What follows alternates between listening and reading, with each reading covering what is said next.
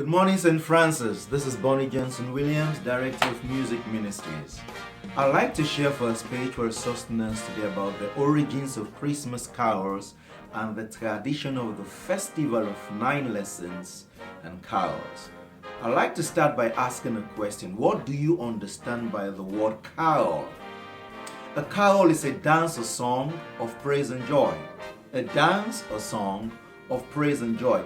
Carols were first sung in Europe around the 1800s, but these were not Christmas carols. They were pagan songs to celebrate the winter solstice, I think around December 21st. Some refer to it as the shortest day, other people refer to it as the longest night. In fact, carols were written and sung for all seasons, but only the tradition of winter carols survived, which later became Christmas carols. Next question. What is a Christmas carol?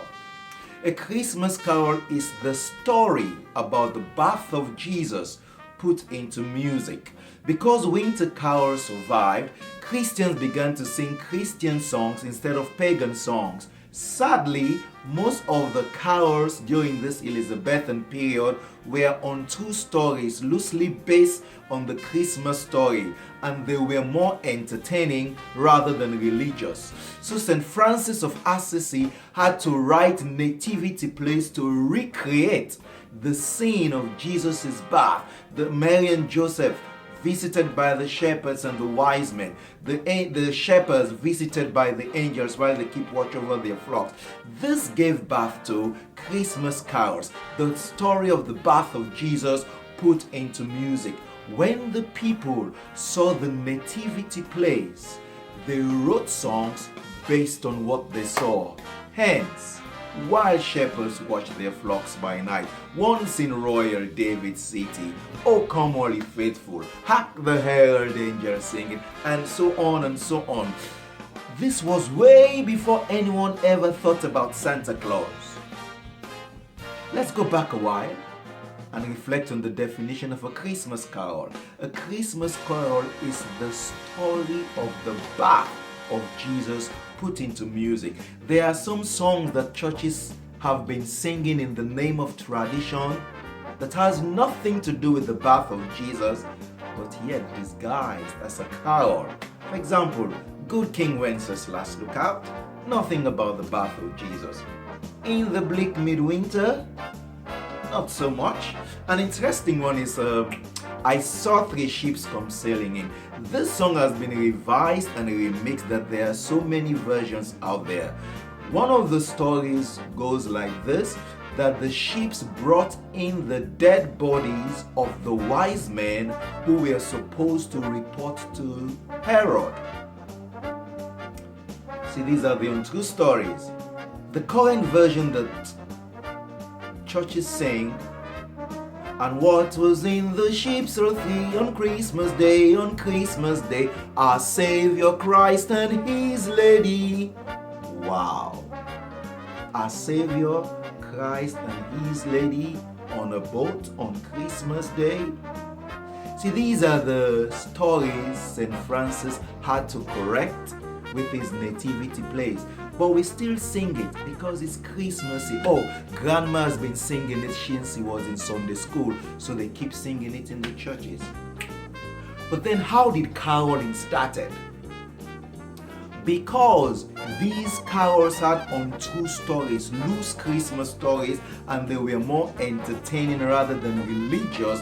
They were not allowed to be performed or even sung in churches. So these band of people took their carols to the streets. They took them even to the pubs and parks and street corners, going from house to house. In fact, they started their caroling on Christmas Eve, which is also known as Watch Night, because the shepherds were watching their sheep when the angels appeared to them.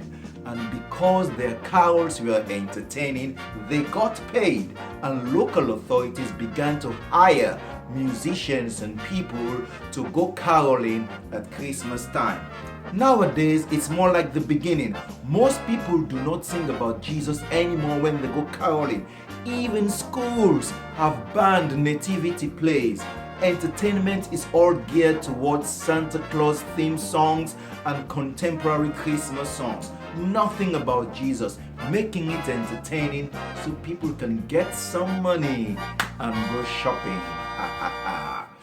Any song that does not talk about the birth of Jesus is not a Christmas song. No matter how long the tradition you have been singing it in churches, by default, it's Christmas, Christ.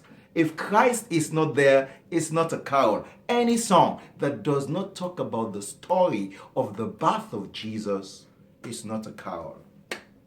What about the 9 lessons and carols? In fact, it is called the Festival of 9 Lessons and Carols. Started on Christmas Eve around 1918 at King's College in England as a way for the community to celebrate the end of the First World War. The dean of the college, some kind of Eric White, he was in his 30s. He was an army chaplain during the World War. He wanted a different and positive way of celebrating Christmas for the choir and the people in the college. More imaginative worship. And the following year in 1919, he created and set the template of lessons and readings as it is today. The service starts with the popular carol, Once in Royal David City. The tradition goes that verse 1 is always sung unaccompanied, solo by one of the choir boys. And it states that the boy is not told that he is the one who is being chosen to sing until few minutes before the service begins.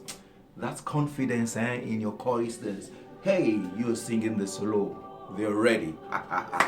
The service starts with Once in Royal David City and ends with O Come All Ye Faithful.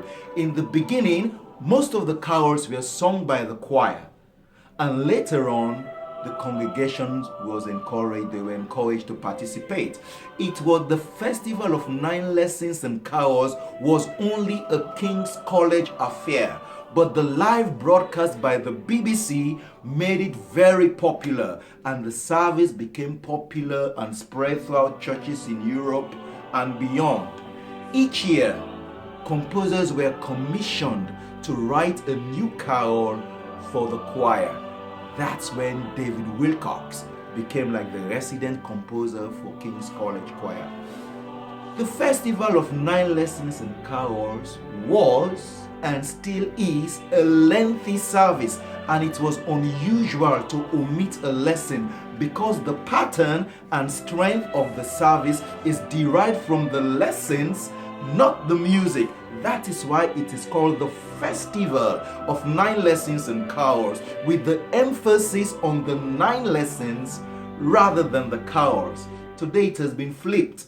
There is more emphasis on the carols than the 9 lessons.